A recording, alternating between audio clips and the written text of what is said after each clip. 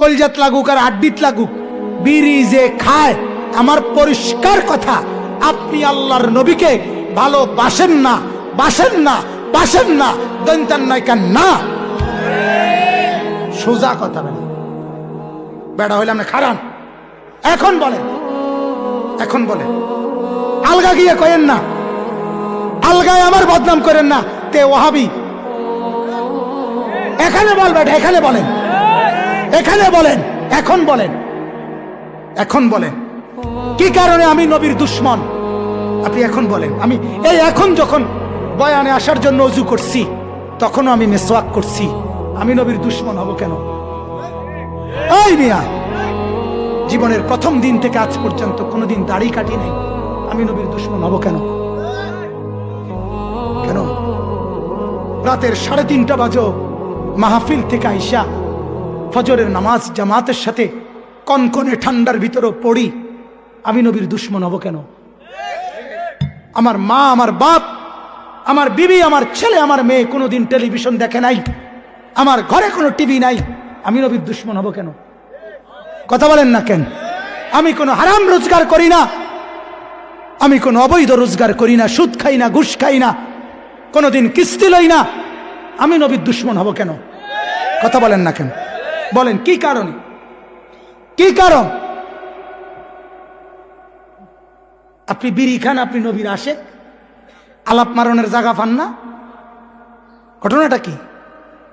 সাদওয়ানে বেড়ি খান, রঙিন টেলিভিশনে নর্তকীর নাচ দেখেন, আমনে নবীর আশেক, কারে হুনানেডি? কথা বলেন না কেন? কারে হুনান, কারেডি? 30 বছর ধরে আপনার ঘরে রঙিন টেলিভিশন চলে, আমনের বেড়া বেড়ি সব ছেলে মেয়ে টেলিভিশনে নাচ গান চায়, আমনে নবীর আশেক। হ্যাঁ, আমরা হুনানিডি, আমরা বুঝি না এগুলা। অতএব কাটসাট কথা আমি বললাম পরিষ্কার বাপ, রাসূলুল্লাহ সাল্লাল্লাহু আলাইহি ওয়াসাল্লামকে কষ্ট দিয়েন না।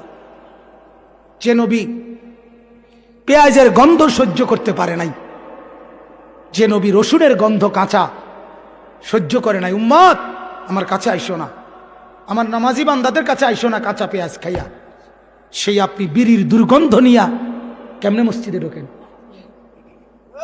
কথা বলেন না কেন? শুধু কুলি করলে বিড়ির দুর্গন্ধ যায় না, তাইলে আপনি বলেন মিয়া, একজন মানুষের কষ্ট হয় কিনা?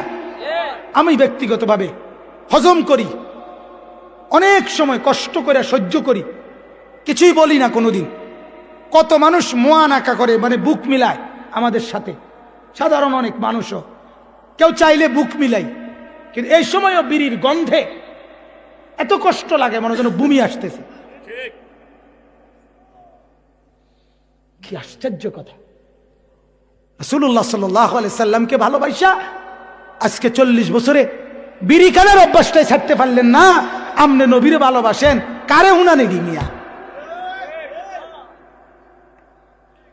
বলেন। এই জন্য বাপ মাফ করবেন, মনে কষ্ট দিয়ে থাকলে আমারে মাফ করবেন। আল্লাহ তাআলা আমাদেরকে তৌফিক দান করেন, আল্লাহ তাআলা আমাদেরকে কবুল করেন, গুনাহ ছেড়ে দেন, গুনাহ ছেড়ে দেন।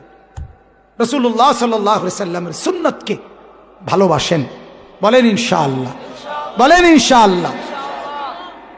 এই কাগজ, এই পিঠ আর এই পিঠ আলাদা করা সম্ভব তো? হ্যাঁ, ঠিক ভালোবাসা আর সুন্নাত